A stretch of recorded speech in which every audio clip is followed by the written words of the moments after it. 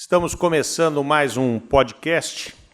Hoje nós vamos debater um tema, infelizmente, em alta no país, que é a sustentabilidade aí das cidades, sustentabilidade do meio ambiente e as correlações aí com os desastres climáticos, os desastres naturais.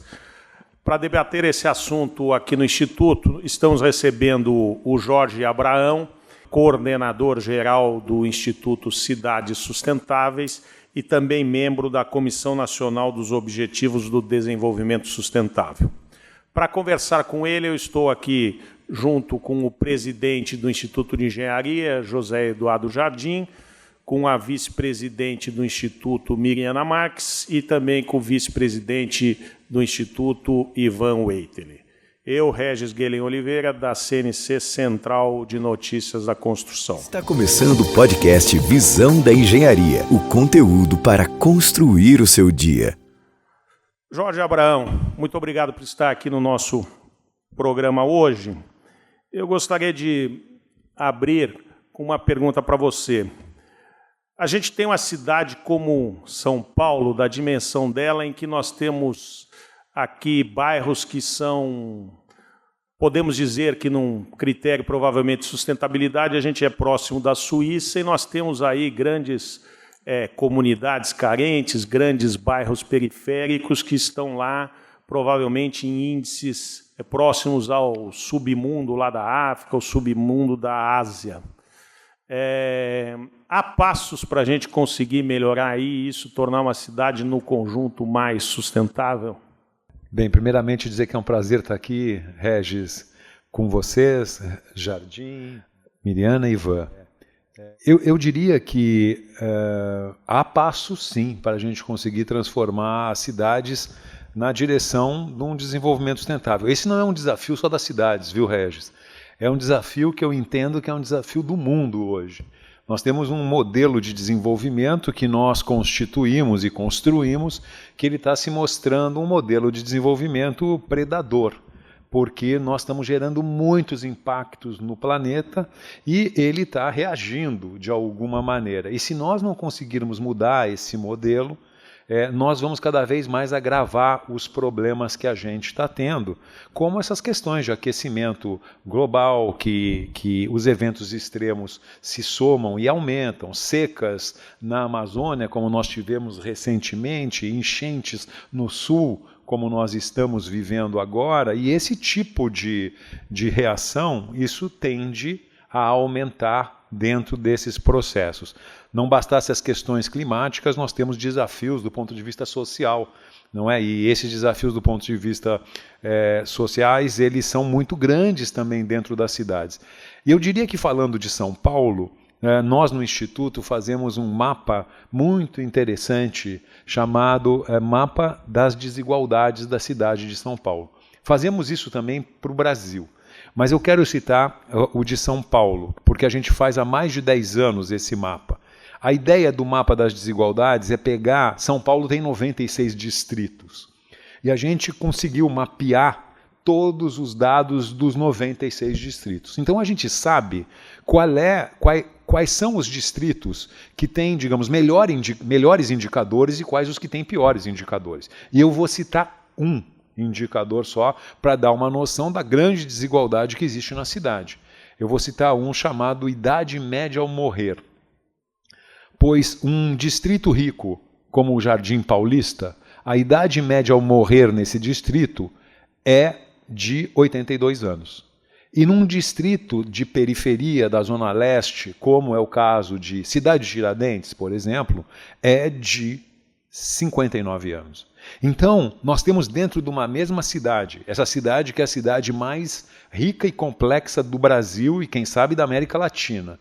Nós temos nessa cidade um grau de desigualdade impensável, que é que as pessoas morrem, têm idade média ao morrer de 82 num distrito e num outro de 59. São 23 anos de diferença. O interessante é que esses distritos eles têm quase 23 quilômetros de distância entre eles. E é como se você fosse andando e perdendo um ano de vida por quilômetro que você tenta alcançar para chegar em Cidade Tiradentes. Como é que a gente tem uma situação como essa aqui nessa cidade? E isso é explicado. E a gente, quando conversa com a gestão pública, com os prefeitos e prefeitas que se sucedem aqui na cidade de São Paulo, a gente chega a dizer, olha, vai ser a sua maior obra se você reduzir para metade essa diferença de idade média ao morrer. Por que isso? Porque nesses distritos mais de periferia, o problema da idade média ao morrer tão baixa é porque o homicídio de jovens é muito alto, a mortalidade infantil é alta, as questões de saneamento, de água, as questões de habitação, as questões de saúde e educação são precárias. Então, para você mexer nesse indicador, você é obrigado a, de alguma maneira, atuar em tantos outros, em tantos temas importantíssimos para a qualidade de vida da população, que isso em si já seria uma grande obra. Então eu te diria, é possível fazer? É possível fazer.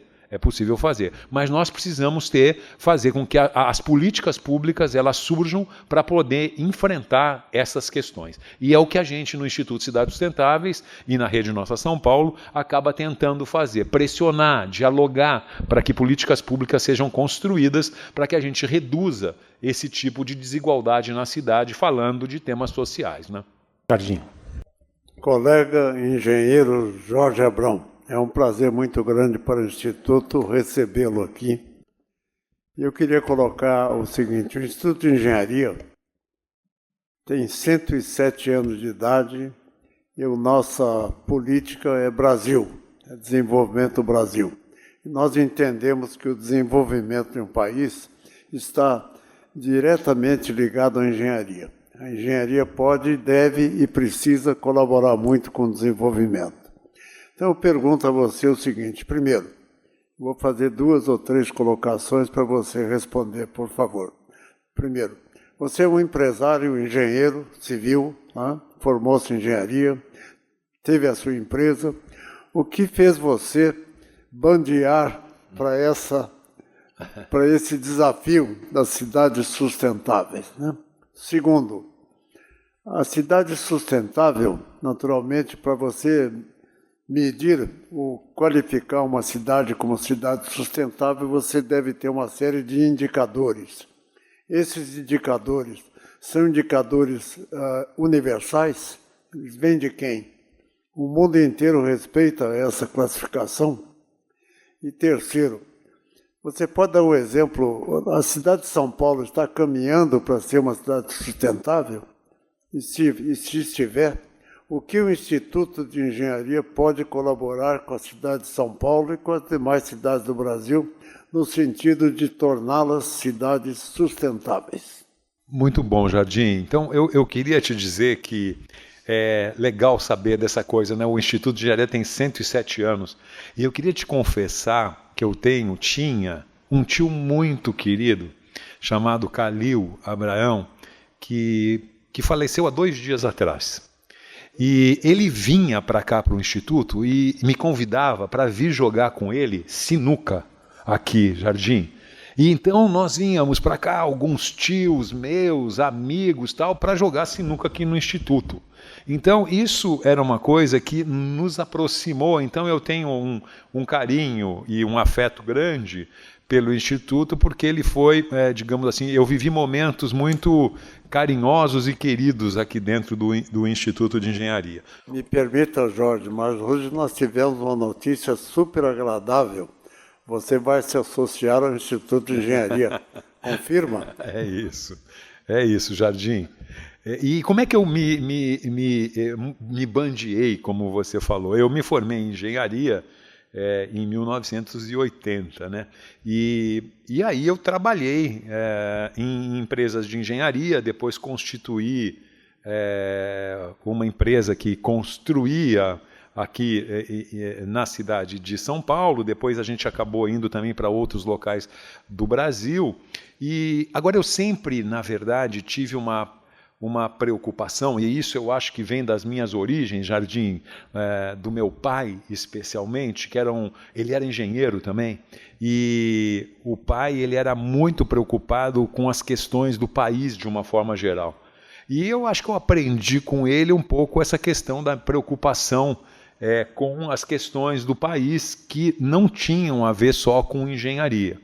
E desde o início eu acabei participando de algumas entidades não corporativas que pensavam o país de alguma maneira e tentavam contribuir para que a situação do país melhorasse. Eu me lembro, por exemplo, do Pensamento Nacional das Bases Empresariais. Era uma entidade que foi criada por empresários aqui de São Paulo, de diversos campos, em que a gente acabou atuando para que a democracia se aprimorasse, que as questões sociais fossem resolvidas, e isso foi uma escola muito importante para mim, de uma forma geral. Depois foram criadas instituições como o Instituto Ethos, que é um instituto de empresas de responsabilidade social. Eu fui um dos fundadores do Ethos, junto com o Oded Grajew, que foi a grande liderança desse processo, que também é engenheiro, o Oded, e o Instituto Ethos, acabei ficando muito tempo no conselho, e chegou num certo momento, Jardim, que eu fui convidado a assumir a presidência do Ethos. E ali foi uma bifurcação na minha vida, porque eu estava já com 50 anos, 50 e poucos anos. Eu tinha tido uma vida já dentro da engenharia que me satisfazia, eu diria, e eu estava querendo, de alguma forma, talvez contribuir mais com as questões de desenvolvimento mais difusos do país. E eu acabei indo para o Instituto Ethos, saí da empresa, e eu saio, portanto, da iniciativa privada para ir para o terceiro setor, que tem uma causa, eu diria que pública.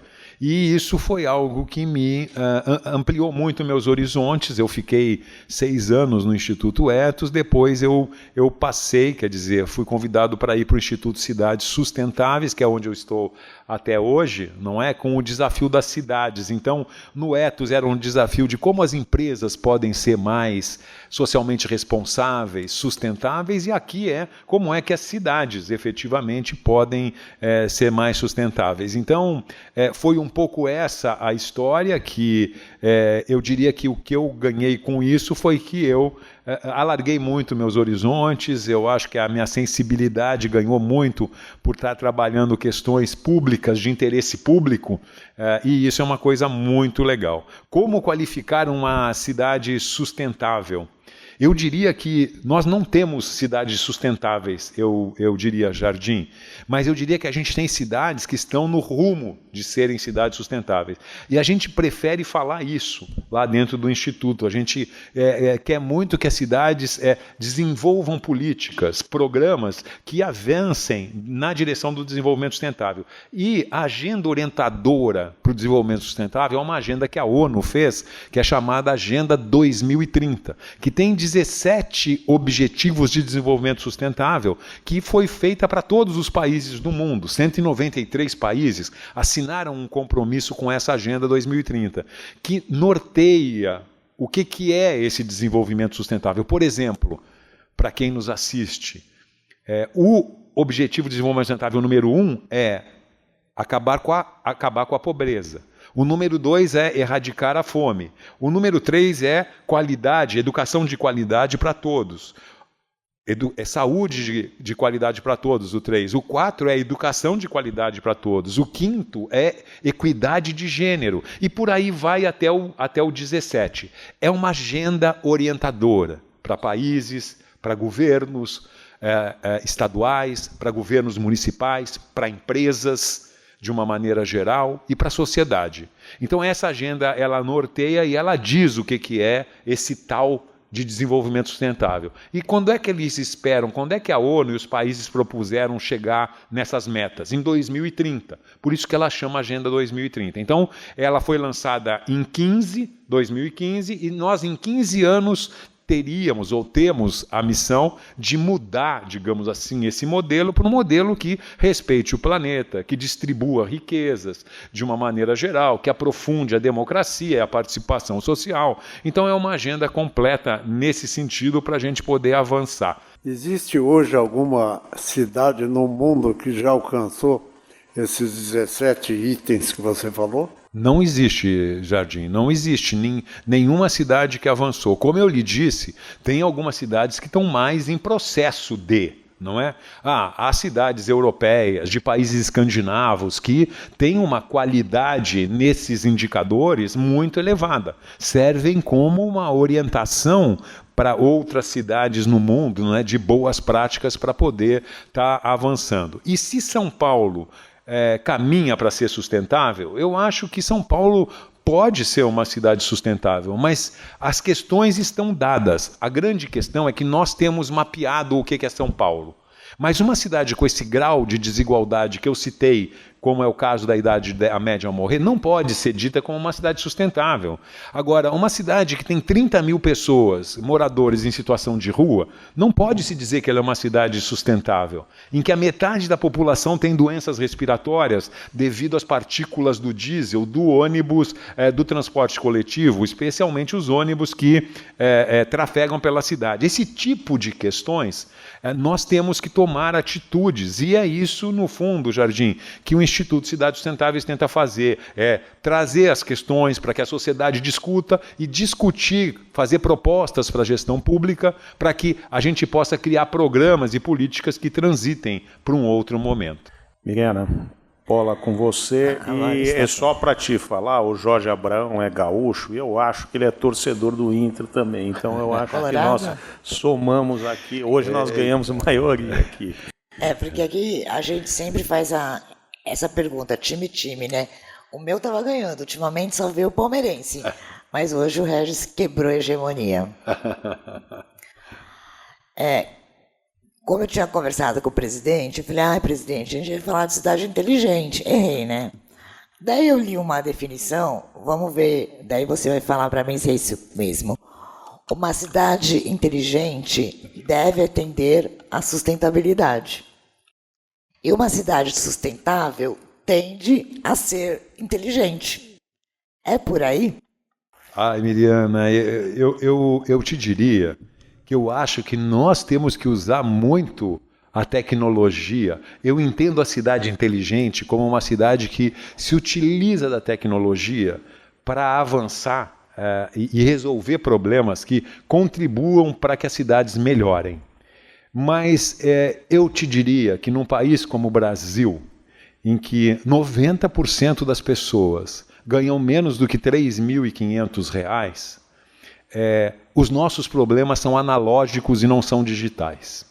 Dependem muito mais de uma decisão dos políticos, da sociedade de uma forma geral, para que a gente consiga resolver problemas de base, né, que tem muito a ver com estruturar políticas de educação, de saúde, de geração de trabalho e renda.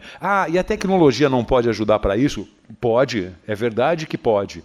Mas eu não colocaria o ser inteligente como uma condição para uma cidade ser sustentável. Eu acho que nós precisamos, tem uma música que eu gosto muito, que se chama Caramba, e agora? Mas eu vou cantarolar aqui, eu vou sair do protocolo. É maduro o nosso amor não moderno. Eu acho que as cidades, elas não precisam ser modernas, mas elas precisam ser maduras, como o amor da música. Porque a letra é do Fernando Bran. E eu diria que por quê? Porque nós precisamos ter maturidade para enfrentar os problemas que nós temos na cidade. E maturidade tem a ver com sensibilidade, tem a ver com empatia, tem a ver com olhar para o outro. E muitas vezes o moderno, o tecnológico, ele não está sensível a isso. Então, eu não estou querendo dizer que a gente não tenha que se utilizar da tecnologia, mas eu não coloco a questão da cidade inteligente como uma condição para que a gente chegue nessa cidade sustentável. Gostei bastante da sua resposta, porque eu entendo isso também. A parte humana vem antes. E eu sempre penso, um país ou uma cidade que não tem saneamento básico, já esquece, não adianta ter IA. Exatamente, eu penso como você. Se a água que eu bebo, eu não sei. E olha que a gente ainda bebe, né? O problema é que. Não, gostei muito da sua resposta. A gente pensa muito igual. Que bom. Obrigada. Ivan. É bem complexo tudo isso, né? A gente fica dentro da nossa cabeça mais cartesiana, né? Fica difícil assimilar tudo isso e não chegar já que existe o problema, qual é a solução, né? E você colocou que, por exemplo, não é um IoT nas cidades que vai trazer uma cidade inteligente, e talvez não seja ainda a meta nossa. Nós precisamos ser sustentáveis. Ou, no mínimo, humanos, né? Mais humanos. E a gente está vivendo numa cidade como São Paulo, em que a gente vê os contrastes que se apontou entre expectativa de vida, mas tem em todos os campos, né? E não são apenas problemas analógicos, são pré-históricos, né? E não sei como que você consegue montar políticas públicas numa São Paulo, por exemplo, que ainda pode considerar você como uma atitude de bom mocismo, né? Em frente ou em face a banditismo que existe nas periferias, né? E até políticos que conduzem a uma situação de degradação. São Paulo é palco de ações de políticos que fazem invasão de mananciais, vinculados a grupos de PCC ou outro tipo de crime organizado, né, que negociam esses espaços totalmente na contramão da sustentabilidade, totalmente na contramão do saneamento público, e os órgãos que fazem saneamento são do governo, né? E esses órgãos, às vezes, não conseguem coibir esse tipo de coisa. Então, como é que fica a sua ação de propor políticas públicas, né, diante de tanta contravenção e tanto absurdo e contrastes, né? Você tem os jardins que estão vivendo no primeiro mundo, né? E você pega periferias como dos mananciais, que deveriam ser os locais cheios de passarinhos, de árvores, de aves e de uma água intocável. Não. O governo permite que vá lá o político, leve o grupo, faça uma invasão, não providencie drenagem e ainda joga os efluentes de esgoto na represa, que depois o cara lá do Jardim Europa vai ter que tomar essa água tratada. Então, como é que fica todo esse contraste e como é que fica a sua ação de política pública? Eu acho mesmo, Ivan, que a gente tem um grande desafio, né, que é enfrentar, digamos assim, a complexidade desse sistema que a gente vive, não é? Eu acho que você tem razão, que há políticos que não honram, eu diria, a defesa do interesse público. Acho que existe em São Paulo, existe no Brasil, existe em todas as cidades. Eu acredito muito que o caminho nosso é o aprimoramento da democracia. Nós somos uma democracia, como país, muito jovem ainda, se nós pensarmos. E eu acredito muito que nós vamos depurando esse processo com o passar do tempo. Eu diria, Ivan, que há como avançar em políticas públicas, e eu vou te dar um exemplo. Aquilo que eu falei do mapa da desigualdade, da diferença de idade média ao morrer entre quem mora no Jardim Paulista e quem mora em Cidade Tiradentes, de 23 anos, tal. Isso a gente faz 40 mapas de indicadores. Gravidez na adolescência, as questões de transporte coletivo, a média de transporte em São Paulo, as pessoas gastam, na verdade, 2 horas e meia por dia no transporte aqui na cidade de São Paulo. A gente faz uma pesquisa com o IPEC que mostra isso. Então, eu quero te dizer, nós temos uma infinidade de problemas para tentar contribuir para uma mudança nesse processo. E eu vou dar um exemplo. Aquele mapa de desigualdade que eu comentei com vocês gera um desconforto na prefeitura, na gestão pública de uma forma geral. E nós, na verdade, queremos dialogar e fazer proposta de transformação. Muitas vezes nós pressionamos, muitas vezes nós discutimos, mas a gente também faz propostas na expectativa de... A nossa relação com a gestão pública, ela é ciclotímica. Tem momentos que é muito boa, tem momentos que é ruim, mas a gestão pública já entendeu que o nosso objetivo ele é apartidário e que a gente está pensando na qualidade de vida das pessoas. Pois bem, ao mostrar esse dado da Idade Média ao morrer, nós propusemos, junto com outras entidades da sociedade civil, a Fundação Tid Setúbal teve um papel fundamental nesse processo, a partir desses dados de desigualdade, fazer uma proposta de que o orçamento da cidade fosse distribuído de uma maneira desigual. Olha, temos que levar mais orçamento para os distritos mais vulneráveis, mais pobres, para que essa desigualdade ela seja reduzida com o passar do tempo. Pois, pasmem, a prefeitura fez uma política pública. Ela criou um índice de vulnerabilidade dos 96 distritos, viu quais são os distritos mais vulneráveis e se comprometeu a investir 1/4 do seu orçamento, 5 bilhões, em 4 anos, respeitando esse índice de vulnerabilidade. Então, vai mais recurso a partir dessa política para a cidade de Tiradentes proporcionalmente do que vai para o do Jardim Paulista a partir dessa política. E são políticas assim, que podem redistribuir orçamento, que podem desenvolver programas para a gente reduzir homicídio de jovens, reduzir mortalidade infantil, que a gente pode estar conseguindo melhorar e reduzir efetivamente essas desigualdades da cidade. Então, vivemos problemas, você tem toda a razão, mas eu vejo caminhos para que a gente possa estar avançando de uma maneira geral.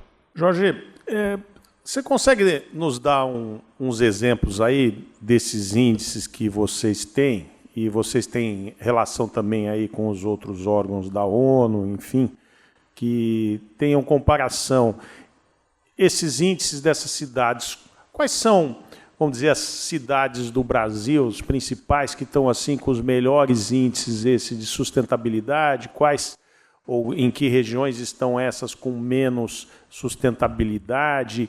E qual é essa correlação desses nossos melhores índices com os maiores índices das outras cidades do mundo e também, ao mesmo tempo, os nossos piores índices com outras cidades do mundo? Regis, como você disse no início, nós vivemos num país em que a gente vive numa cidade que tem indicadores, muitas vezes, de países subdesenvolvidos e, por outro lado, de locais de países desenvolvidos, e o Brasil não é diferente nisso.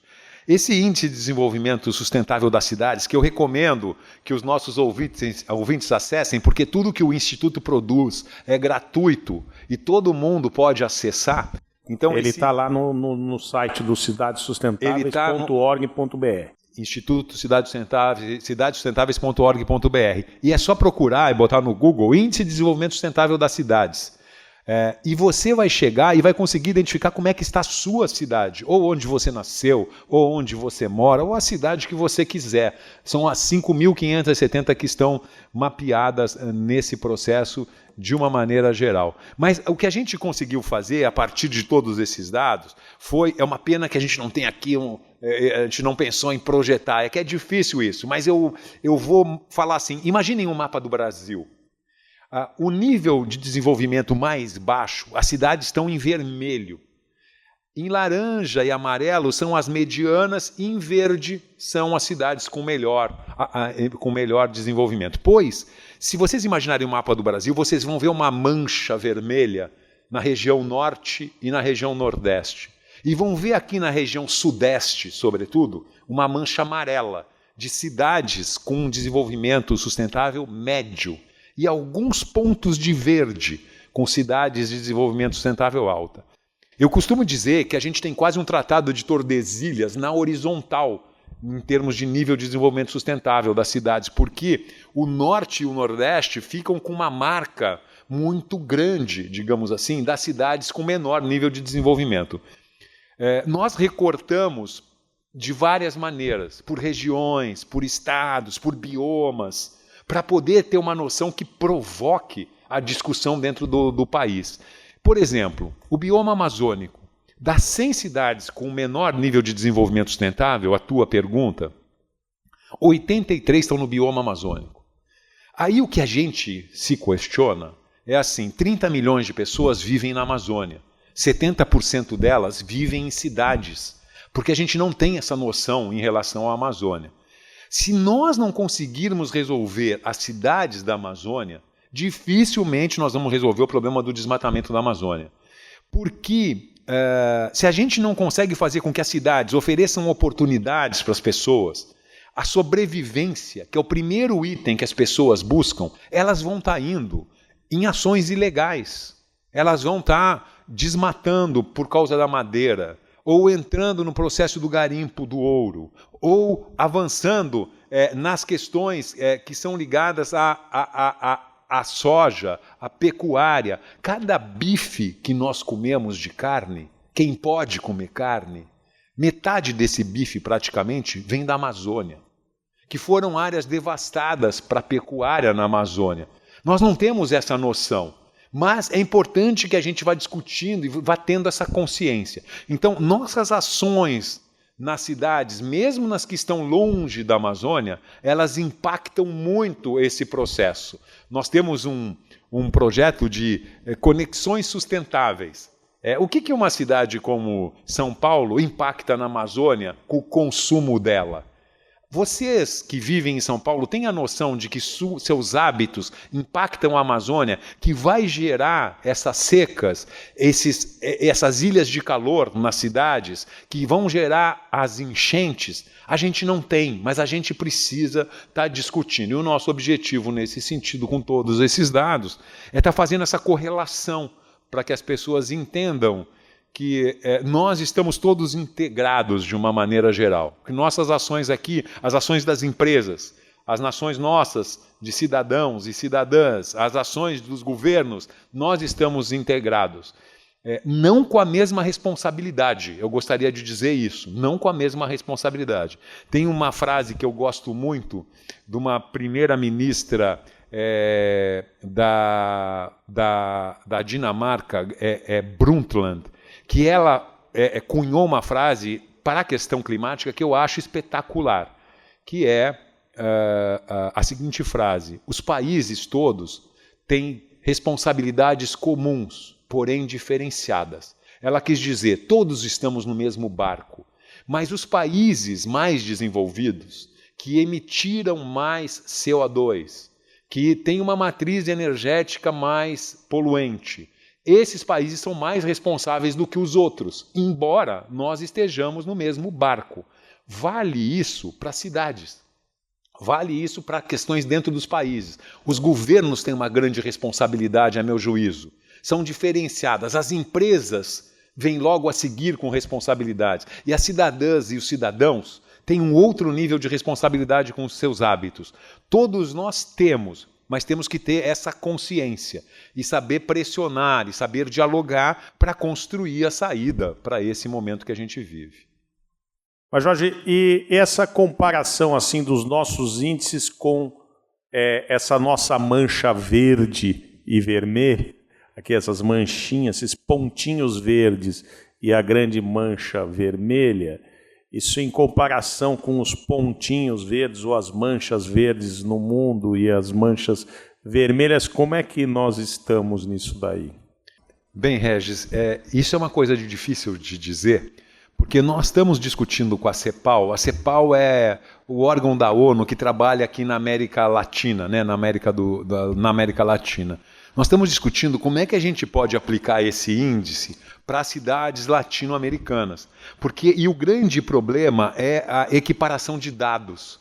Porque cada país lida com determinados dados. E nós, portanto, a gente está até discutindo um projeto com eles para poder ter esse mapa na América Latina. Mas a gente não conseguiu ainda, porque os dados são muito difíceis da gente ter. Então eu te diria que, evidente que as cidades europeias, por exemplo, né? São cidades que a gente percebe que estão mais avançadas nesses temas que nós estamos, de alguma maneira, falando aqui. Tem muitos desafios, evidentemente, mas elas estão num outro patamar. As cidades da Escandinávia seguramente são referência no mundo também, em vários processos, mas nós não temos como equiparar dado a dado. A gente conseguiu fazer isso no Brasil porque o Brasil consegue ter dados.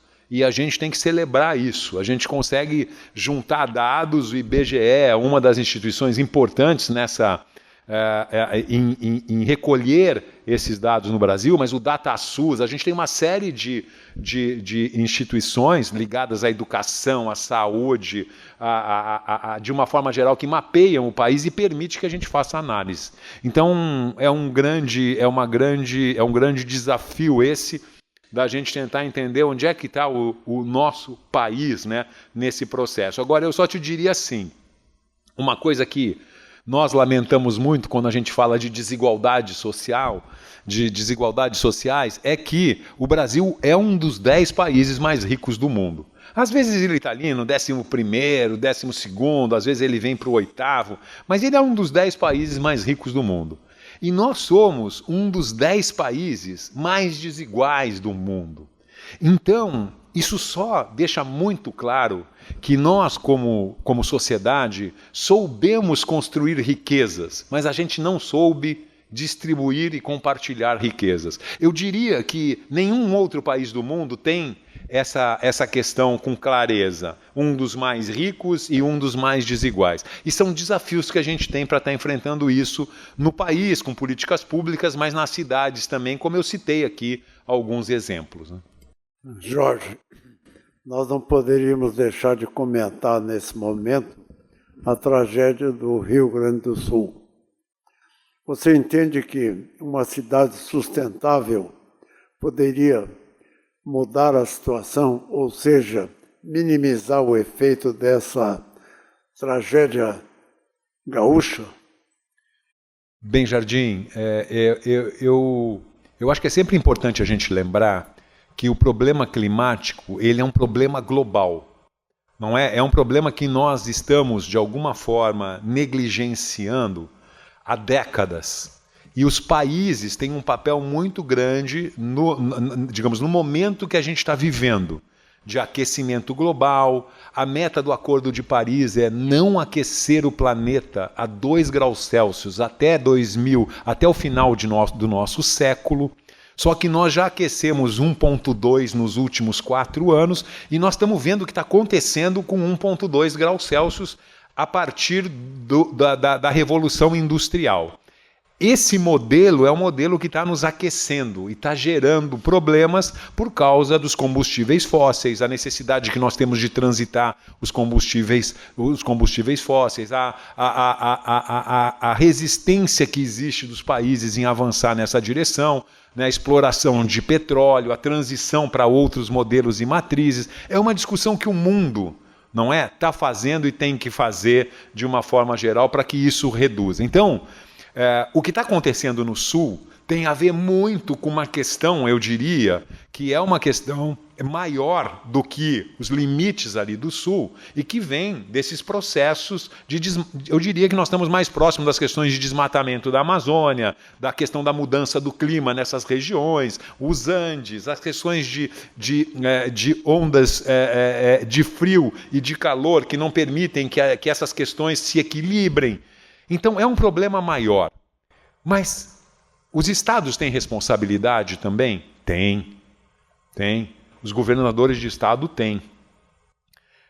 Eu diria que o papel dos governadores de estado é não flexibilizarem legislações. É entenderem que esse é um problema grave e que a gente tem efetivamente que cuidar das legislações. E os prefeitos têm responsabilidade? Tem também. Porque eles podem reduzir os impactos que acontecem nas cidades. Nós lançamos agora, recentemente, um mapa em que a gente mostra as cidades do Rio Grande do Sul que foram objetos de enchente. Pois 90% das cidades do Sul foram acometidas pela enchente. E a gente colocou do lado um mapa que a gente tem nesse Índice de Desenvolvimento Sustentável que mostra que cidades desenvolveram estratégias para prevenção de risco.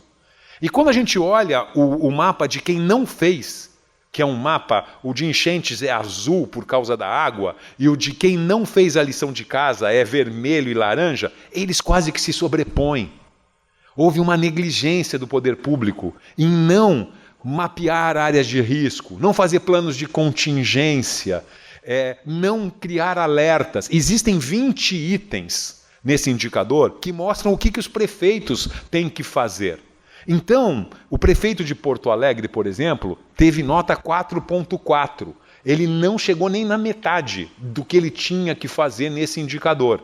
Então, você vai vendo o quê? A corresponsabilidade que existe. E acho eu que agora nós estamos chegando num processo de um ano eleitoral em que eu acho que esse tema deve vir muito forte, não é? Como é que os candidatos e candidatas, independente dos partidos, vão estar dizendo como é que eles estão pensando a prevenção e estratégias de prevenção de risco para as questões das mudanças climáticas. É uma das questões, por exemplo, que nós estamos levantando no Instituto para provocar um debate para que depois o eleitor escolha quem ele acha que é melhor preparado para temas como esse que está tocando forte na sociedade em geral. Você acha que, de certa forma, aí pode ser um marco, aí, um 11 de setembro, esse episódio do Sul, um 11 de setembro para melhor nosso, apesar da tragédia, isso pode vir por bem? Porque a gente também assistiu outros marcos aí, um outro 11 de setembro, que foi Brumadinho lá, e, pelo que eu entendi, pouca coisa avançou depois de Brumadinho, né? O meu temor, Regis, é que quando acontecem essas tragédias, a gente fica muito impactado durante o momento, não é? E isso depois vai perdendo força com o passar do tempo e a gente deixa de aproveitar esses momentos, né? Para poder evitar novas tragédias, eu diria, né? Qual é o aprendizado que a gente tem com essas tragédias, que eu diria que a questão mais grave é que levaram vidas, né? Muitas vidas poderiam ter sido, nós poderíamos ter evitado mortes se houvesse uma lição de casa do ponto de vista de prevenir riscos. E isso nós não temos como repor, né? Então eu diria assim, por isso a importância dessa questão da coisa pública, né? Acabar com a visão só de curto prazo, não é? Que norteia as decisões dos políticos. Hoje em dia, uma coisa que me preocupa muito, sabe, Jardim, Ivan, Miriana, Regis, é que me dá a impressão que a política está respondendo no curtíssimo prazo para redes sociais. Olha, tal atitude que eu fiz elevou a resposta positiva. Aí um outro lado vem e critica e faz uma fake news, vai lá para baixo. Aí se potencializa a discussão e você vai respondendo dia a dia, às vezes hora a hora. E não é esse o nosso problema. O nosso problema é de médio, longo prazo. Quem é que tem uma visão alargada para um projeto de país que contemple as questões climáticas, que contemple as questões sociais, que contemple as questões de melhoria da nossa democracia? Então, essa discussão de projetos maiores, projetos mais generosos, projetos que não são de governos, mas são de Estado, eu acho que nós estamos perdendo isso com essa vida apressada que a gente está, acelerada, de respostas para as redes. E isso é um desafio que a gente tem. E tem também os micros aqui, né? Se você for ver em São Paulo, essas ações que você fala de corresponsabilidade, de fiscalização, de prefeitos e tal, a gente observa aí que a maioria dos comércios da cidade de São Paulo, elas ocupam áreas que deveriam ser permeáveis à chuva com construções irregulares, né? E não há uma fiscalização do poder público e há uma negligência do empresário em utilizar aquilo para o seu negócio, se esquecendo do impacto que tem, né? Então, dá uma chuva, aquilo não permeia, a água não permeia, né? E aí vai para a rua, que vai para o negócio, que vai cair num córrego, né? E a São Paulo a gente já passou por muitas e muitas obras aí para a contenção das enchentes. Uma curiosidade. Você está falando em sustentabilidade, né? O Instituto de Engenharia Nós aqui no Instituto somos todos voluntários. Eu imagino que no seu Instituto também, vocês sejam voluntários. Quem sustenta o seu Instituto? No Instituto, nós não somos voluntários, viu, Jardim? É um instituto que nós temos projetos em que a gente acaba... Há muitas entidades, fundações que financiam as entidades da sociedade civil. E nós, o Instituto, ele é financiado. Nós temos, por exemplo, hoje um projeto importante com a União Europeia. Nós tivemos recentemente um projeto com o Banco Mundial, que entende que o desenvolvimento das cidades é fundamental para o país avançar. Nós temos um projeto hoje para que está desenvolvido com a Caixa Econômica, com a Caixa, porque a Caixa ela quer identificar os desafios que as cidades têm para ter mais eficiência nos investimentos que ela faz. Então, nós, na verdade, é um grupo de profissionais que desenvolve projetos, e esse próprio Índice de Desenvolvimento Sustentável, e tem o apoio de instituições que entendem que faz sentido haver uma entidade que esteja levantando dados, que estejam provocando as políticas, que proponham políticas públicas, que verifiquem se isso está melhorando ou não as cidades. Então é um pouco esse o nosso processo. Mais uma sustentabilidade para a gente pensar, né? Uma sustentabilidade para a nossa casa. Sim. Eu vou voltar no que você estava falando, porque eu penso sempre muito na população. E no meu serviço eu convivo muito com população. Então a sustentabilidade é um ideal a perseguir, né? É um ideal a conquistar. E eu acho que a população é parceira. Para que uma cidade se torne sustentável, eu preciso ter a população parceira. Por quê? Porque vai melhorar a qualidade de vida. Uma cidade sustentável melhorou a minha vida. Então tem a parcela governo. Então tem a parcela governo de coisas mínimas que tem que fazer. Mobilidade, saneamento, e tem uma população que vai usar.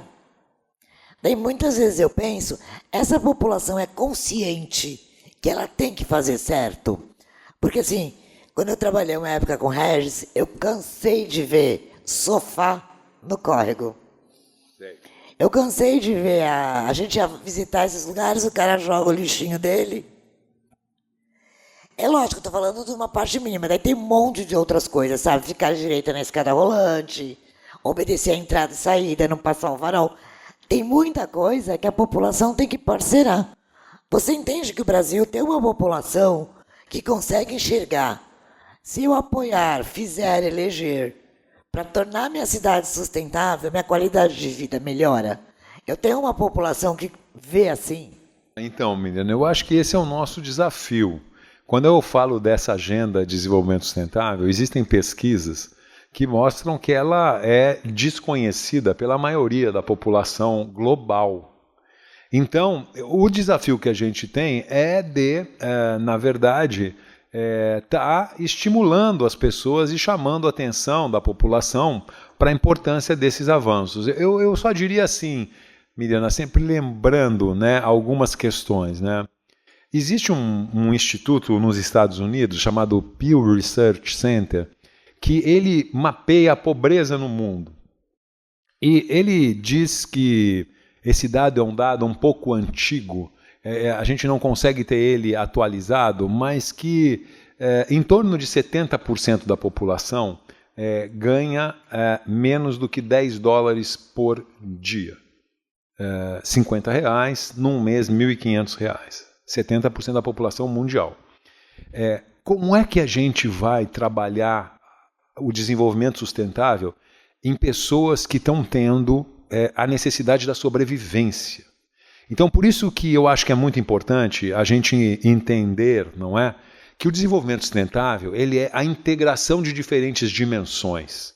Nós não vamos resolver o desenvolvimento, nós não seremos sustentáveis se a gente resolve, por encanto, por magia, o desmatamento da Amazônia, digamos assim. Porque se nós continuarmos tendo uma população que não tem condição de sobreviver ou que precisa atuar de uma maneira em que a sobrevivência é a sua primeira questão, nós não conseguimos estruturar acesso a serviços públicos de qualidade, oportunidades de trabalho e renda, nós não seremos sustentáveis. Da mesma maneira, se a gente resolve as questões sociais e não resolve as questões ambientais. Daí a importância da gente conseguir entender que esse tal de desenvolvimento sustentável implica em nós estarmos olhando ao mesmo tempo as questões ambientais, as questões sociais e as questões institucionais de democracia. Porque o que eu gostaria só de lembrar é que governos autoritários não permitem que avancem determinadas agendas. Governos autoritários não acreditam na questão ambiental. Governos autoritários não avançam em temas sociais com a necessidade que existem. Então, nós temos que calibrar essas questões. A sociedade tem que estar preocupada com isso. Como é que a gente tem as questões ambientais, como é que a gente tem as questões sociais e como é que a gente pode avançar na participação da sociedade que vai além do momento das eleições. Eu acho que esse é um grande desafio que a gente tem. Incorporar o que a sociedade pensa, o que ela necessita, para que ele traga isso para dentro da política. Antes de passar para a última pergunta do Ivan, que nós estamos chegando ao final do nosso programa, eu vou lembrar a todos os nossos web espectadores que esse e outros assuntos importantíssimos aí para o país vão ser discutidos em breve aqui no Instituto de Engenharia, na Semana Nacional da Engenharia. Ivan. Abrão, você colocou bastante no social, e o social também precisa participar. E há pouco você trouxe o assunto que eu queria trazer de novo. Você trouxe uma solução que a Prefeitura de São Paulo está dando, criando uma desigualdade no orçamento e que está chegando numa boa solução. Agora, aí houve uma ação boa do governo. Né? Sem dúvida. E agora, você se mencionou também São Paulo com uma frota de ônibus enormes, com emissões poluentes.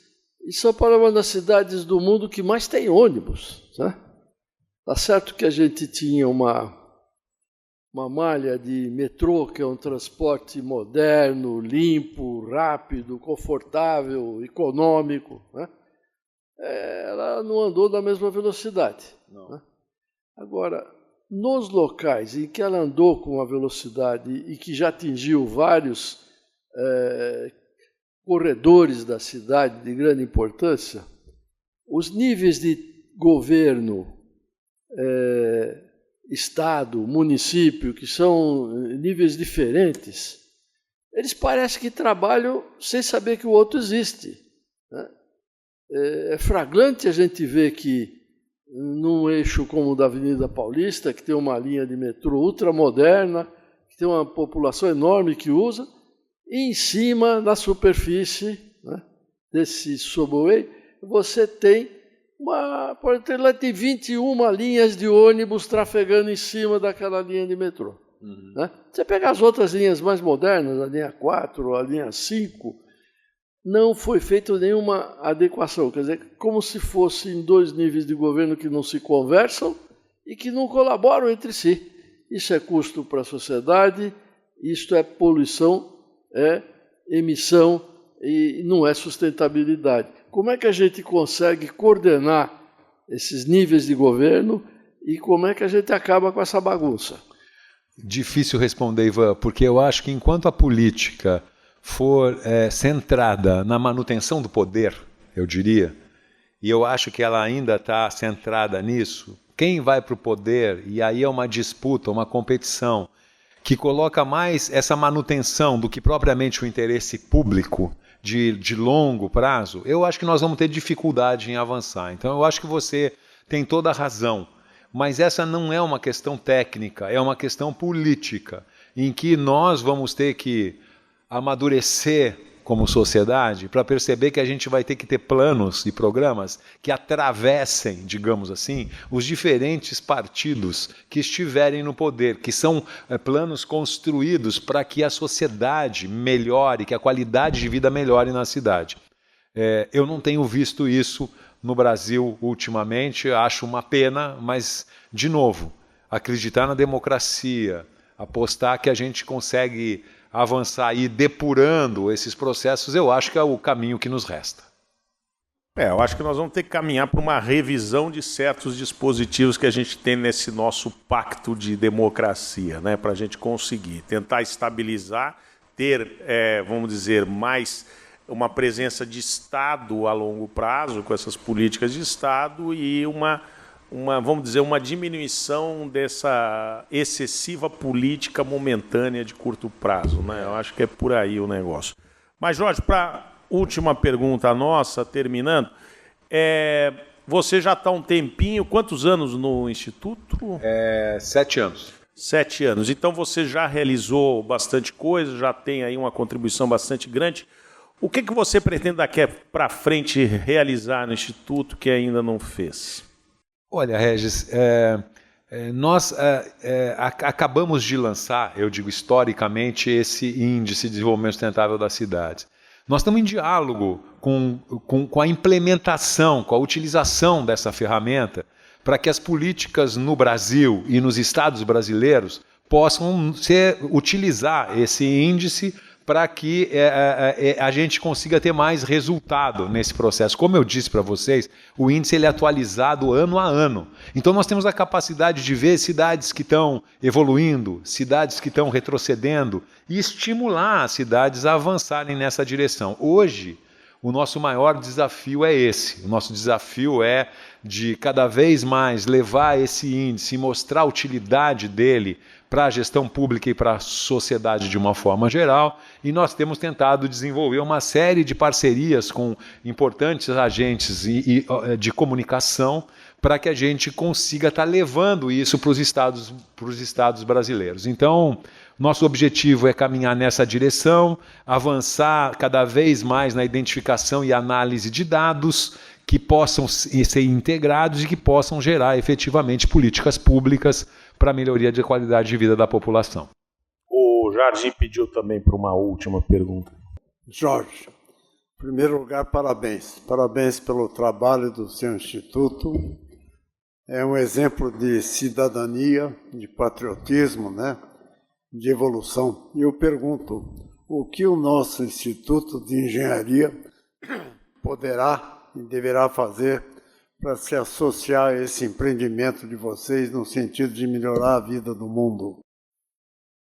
Bem, Jardim, eu acho que é uma coisa que a gente pode estar conversando, mas eu acho que a engenharia, né, e a engenharia nacional brasileira, ela é das mais avançadas do mundo, né? E eu acho que com isso a gente tem muito a aplicar dentro das cidades brasileiras as questões que são desenvolvidas pelos engenheiros brasileiros. Acho que é uma questão da gente estar discutindo, a gente realmente precisa de soluções nas cidades que contemplem e que os engenheiros, né, a capacidade de criatividade, de reflexão dos engenheiros podem muito contribuir. E eu acho que aqui a gente pode estar inaugurando um momento de aproximação e nós temos um maior interesse em estar próximo de vocês.